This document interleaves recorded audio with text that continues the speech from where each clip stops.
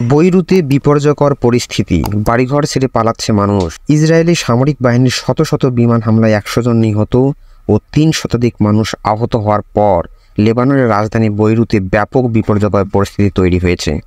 লোকজনকে বাড়িঘর ছেড়ে নিরাপদ আশ্রয়ে চলে যাওয়ার নির্দেশ দেওয়ার পর বৈরুতের রাস্তায় মানুষের ব্যাপক ঢল ও যানজট তৈরি হয়েছে। সোমবার সকালের দিকে লেবাননের দক্ষিণাঞ্চলে হিজবুল্লাহর শত শত স্থাপনায় বিমান হামলার দাবি করছে ইসরায়েলের সামরিক বাহিনী। এই হামলায় এখন পর্যন্ত 100 জন নিহত ও 400 জনের বেশি মানুষ আহত হয়েছেন বলে জানিয়েছেন লেবাননের স্বাস্থ্য মন্ত্রণালয়।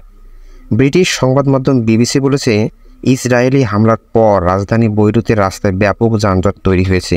হাজার হাজার মানুষ রাস্তায় চলছেন, কিন্তু তাদের গন্তব্য কোথায় সেই বিষয়ে জানা কঠিন হয়ে পড়েছে। প্রত্যক্ষদর্শীরা বলেছেন, হামলায় আহতদের উদ্ধারের পর স্থানীয় বিভিন্ন হাসপাতালে নেওয়া হয়েছে। শত শত মানুষের অবস্থা খুবই গুরুতর। লেবাননের স্বাস্থ্য মন্ত্রণালয় বৈরুত ও এর আশেপাশের এলাকার হাসপাতালগুলোতে আহতদের দ্রুত চিকিৎসার ব্যবস্থা করার নির্দেশ দিয়েছে। একই সঙ্গে জরুরি ছাড়া অন্য সব ধরনের অস্ত্রোপচার বন্ধ রেখে আহতদের সেবা দেওয়ার নির্দেশ দিয়েছে।